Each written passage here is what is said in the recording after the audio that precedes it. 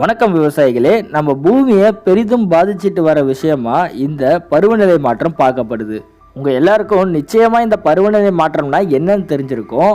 ஆனா இந்த பருவநிலை மாற்றத்தால ஏற்பட்ட பாதிப்புகள் இப்ப நம்ம விவசாயத்தையும் நெருங்கி வருது. பூமியோடைய வாழ்வாதாரத்தையே பெரிதும் பாதிக்க போகுது. இதை பத்தி ஒரு விவசாயி தன்னுடைய பார்வையில இருந்து என்னென்ன விஷயங்களை பகிர்ந்துக்கிறாரு அப்படின்னு கேட்கலாம். என் பேர் முருகன்.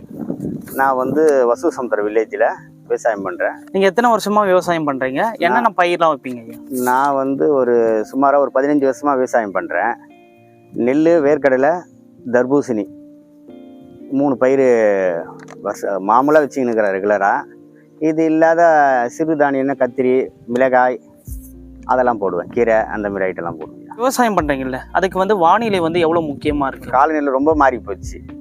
இப்போ எப்போ மழை வருது, எப்போ வெய்ய காயுதுன்னே சொல்ல முடியல. மழை வராத டைமில் திடீர்னு மழை வருது. அதனால் வானிலையை அறிஞ்சு தான் விவசாயம் பண்ணுற காலகட்டமாக மாறி போச்சு. இதெல்லாம் அக்டோபர், நவம்பர்லேயே மழை ஸ்டார்ட் ஆகிடும்.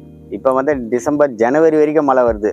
அதனால் காலநிலை மாற்றத்தால் நம்ம விவசாயம் பெரிதும் பாதிக்கப்படுது.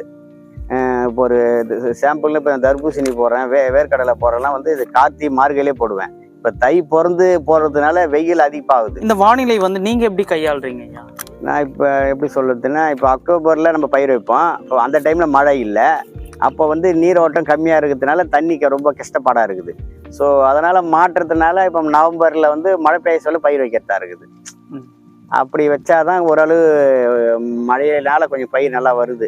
இல்லைன்னா பூச்சி தொல்லை அதனால ரொம்ப பாதிப்பாக இருக்குது. அதுக்கப்புறம் இந்த நிலத்தடி நீர் அந்த குறைபாட்டினால என்னென்ன பிரச்சனைலாம் வருது?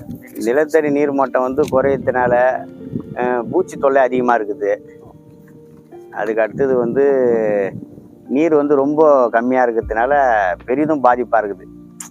நீரோட்டத்தினால தண்ணி ரொம்ப கிடைக்க மாட்டேங்குது.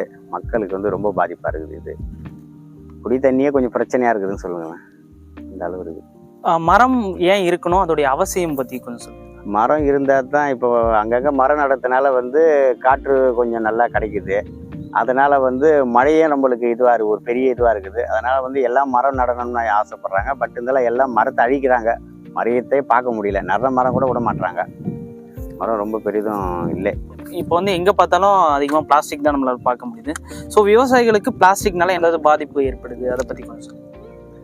பிளாஸ்டிக் நம்ம மண்ணில் மக்கவே மாட்டேருந்து. பிளாஸ்டிக்னால மக்கள் ரொம்ப பெரிதும் பாதிக்க போகிறோம். இப்போ நம்ம சாம்பிளுக்கு இப்போ நம்ம விவசாயத்தில் எந்த ஒரு குப்பை போட்டாலும் மக்க மாட்டேருந்து. எருவில் போடலாம், இல்லை நம்ம பூச்சி ரசாயனம் மூலிமா வாங்கி அடிக்கிறோம். அது போட்டாலும் நம்ம போடுறது அப்படியே தான் இருக்குது. மண் இதுவாக மாட்டேங்குது. மண் தான் கெட்டு போகுது.